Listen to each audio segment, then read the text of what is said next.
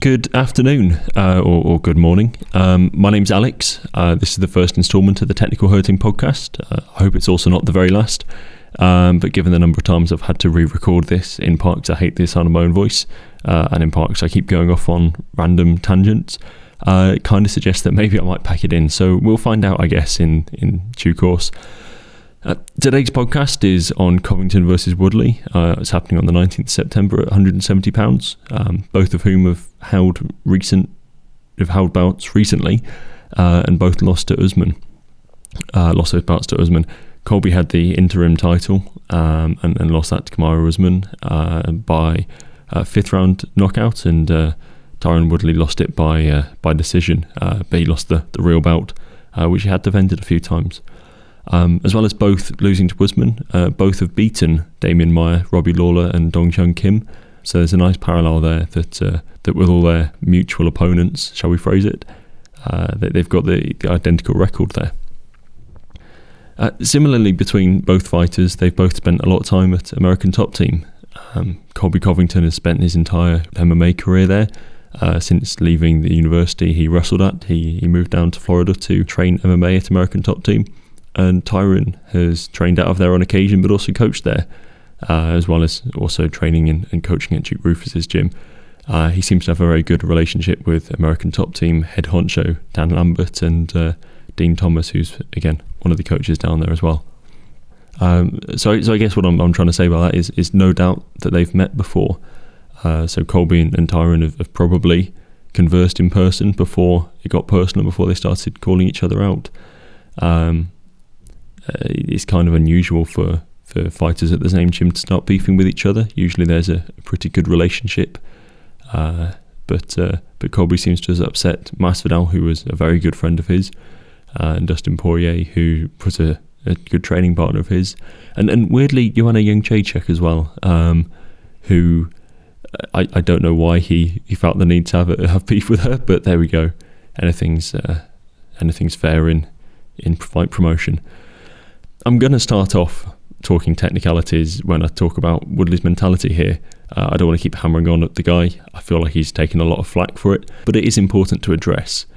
Until a couple of years ago, he was looking sort of confident and collected in the cage, but it's not quite the same anymore. It's sort of questions about whether he wants to do it anymore. He does look physically smaller, so maybe he's not putting in so much effort in training, but perhaps he's smaller because he thinks it gives him a better speed advantage there through being lighter. I mean, he has a family now, and he's got other commitments to his music career and his TMZ presenting, so maybe that's taking away from some of it.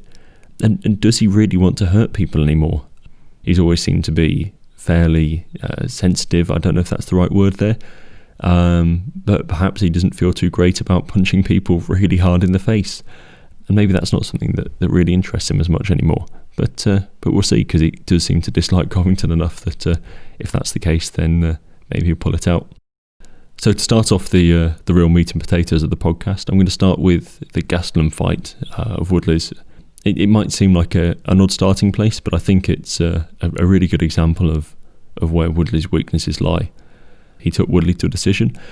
Although Woodley did win it as a split decision, and I think the reason for that ultimately was Gastelum slowly gained confidence through the fight. In the early rounds, he gave Woodley's power a bit more respect and was very cautious. However, as it came towards the end of the fight, Gastelum started throwing more. He moved forward and increased the volume of his punches and his feints. And this is a staple of fights where Woodley either loses or doesn't look phenomenal. It's important to note that when applying pressure to Woodley, it can't just be moving forward and throwing occasional punches. The high volume part of the pressure is very important. Not only just throwing lots of punches, but also lots of feints. It's important to keep Tyron's brain active. The more he thinks, the less he does, it seems to be. So if you want to do well against Tyron Woodley, that's a good starting point. For instance, in the Wonderboy fight, Stephen Thompson had lots of feints to build pressure and threw lots of body shots against Tyron by way of sidekick. And this really kept Woodley at bay. He seemed hesitant a lot of the time to throw, and the constant feinting really pressured him. Bodywork again seemed to do really well for Rory McDonald. Rory brought in a big arsenal, including an axe kick, which actually Jack Slackers, since I wrote the script for this video, has done a great video on Andy Hogue's axe kick. So go and check that one out. But Rory's also brought out lots of body jabs, body crosses, and really started peppering Tyron upstairs and down, which seemed to bother him a lot. And another person who had lots of high volume pressure and started throwing and unloading on Woodley was the Nate Marquardt fight, where again Woodley didn't win that one. So it's very important when moving in Woodley. There's lots happening, both in terms of actual punches and threats of things. There's a similar pressure from Kamaru. Well, Kamaru doesn't necessarily have the heaviest hands. He can stop people with them, but he works in lots of takedown feints to getting close, put Woodley's back against the cage, and even took Woodley down a couple of times. Colby has a different style of taking people down, while Usman sort of also trips people in the way that Colby does in the clinch. Colby is much more of a push-through wrestler. He'll grab hold of someone and drive, occasionally giving up and chaining up those drives, whereas Usman's much more happy to sort of do a drag and drop type takedown, grab hold of someone, pull them around and take them off their balance rather than forcing them off their balance. When it comes to striking, Usman's got a different style but a similar ultimate aim to Colby on the whole. Usman will throw fewer shots but tends to transfer power better than Colby. But the idea for both of them is to walk forward, put the opponents back against the cage and hold them there or take them down. Note for Colby Covington, he did this really well against both Robbie Lawler and Rafael dos Anjos. The Rafael dos Anjos fight for Colby was very similar in a lot of ways to Usman versus Woodley, if you haven't seen it. Bear in mind that RDA is a lot smaller than Woodley, and he isn't known for wrestling in particular, but given what Kamaru did to Woodley, this could definitely be a route to success for Colby Covington. In order for Colby to get good success from this style of working, pushing forward and getting Woodley's back against the cage, he does need to stay busy. Colby does have the cardio to keep peppering Tyron, so he'll likely need to rely on hitting him over all else, especially given that his feints are fairly limited in their complexity. They're good, but there aren't very many layers to them. He has a reasonable stutter step, and he does show one hand and throw the other, but that's about as complex as his feint game tends to be. But it's carried him up to the top of the division, so who am I to really judge there too much? Woodley did eat a lot of punches against Gilbert Burns, who is almost certainly a harder puncher than Colby Covington. He stops people and he hits them very hard. If this is a hurdle that Woodley has overcome and is now comfortable eating shots, it could be very hard for Covington to make a dent on him without going to the body. So I think Colby working in body work again, much in the way that McDonald and Thompson did previously to Woodley, could be a key for him to start doing damage against Woodley and hurting him. And could also be a way to get Woodley's hands down and come up to the face and then close the distance into the clinch. One problem that Covington is going to face is that he has to be confident that Woodley isn't going to throw back when he closes the distance. Maya's first entry in on Woodley was stopped by a thundering uppercut that damaged his eye and really seemed to make him more cautious and hesitant for the rest of the fight.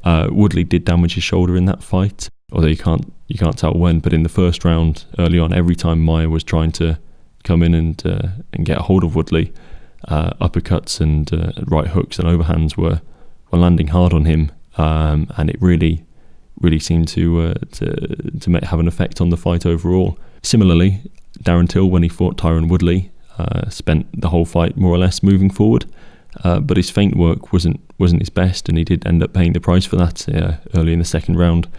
It was a bit of a disappointing showing from him, given that he's shown before and after that he's capable of really complex feint games. He showed it against Stephen Thompson and against Rob Whittaker that he can build up some really, really interesting feints, and he just didn't seem to do that against Woodley. And the simplicity of his moving forward without a huge amount of threat gave Woodley too much of an inkling that he was due to strike, and he ate a counter and then got beaten up on the floor. Another thing that does concern me for Colby Covington in this fight is his tendency to slip to his own right. He doesn't do it all the time. I wouldn't even say he does it most of the time. But on occasion, despite being a southpaw, he'll push his weight over towards sort of his back and to the right. It's an unusual way to avoid a punch because it places your centre of gravity away from your base and pushes you off balance a bit. But it's especially risky in this situation given the trajectory of Woodley's right hand. He doesn't tend to throw the right hand dead forward and tends to have a bit of an arc on it that curves to Woodley's left or Colby's right. And with the length of Woodley's arms and the distance he covers with the punches, that's something where Woodley has a definite chance on hurting or knocking out Covington even. For Covington to avoid that, he definitely needs to start slipping to the outside almost entirely in this fight. A single slip the other way could be the end of his bout. The Gilbert Burns playbook for fighting Tyron Woodley would definitely be beneficial for Colby Covington here. Slipping to the left almost entirely in his fight, Burns landed lots of hard right hands on Woodley. Because of the trajectory of Woodley's punches, slipping to the left wasn't the biggest risk for him, and he was able to land a lot of counters and sat Woodley down hard in the first round. So Colby should definitely be paying attention to the direction of his head movement and hope it doesn't return to old habits. I think overall I slightly edge this towards Colby Covington to win. It's definitely, as far as skills go, a very close fight. In fact, Woodley might be a better fighter on his best day than Colby is. But it is becoming increasingly rarer to see Tyron Woodley fight at his best, while Colby hasn't really had an off day that I can recall. So I think there's a good chance that Colby, just on his ability to show up on fight night, can beat Tyron if Tyron isn't there. However, if Tyron is there mentally, he does have that one punch stopping power and he can end any fight. So I wouldn't say it's an easy fight either way. So thanks for listening to this. I'd appreciate feedback, both on my analysis of the fight. I know I didn't go too much into the ground game, but I did mostly focus on the striking and little bits of wrestling here and there. So I'd appreciate feedback on that, and also feedback on the podcast itself. Let me know what you thought was good or what you thought was shite. If I don't hear it, then I can't change anything. If you like the video though, I'd appreciate a thumbs up, and if you'd like more content like this, a subscription would also be great. Thank you.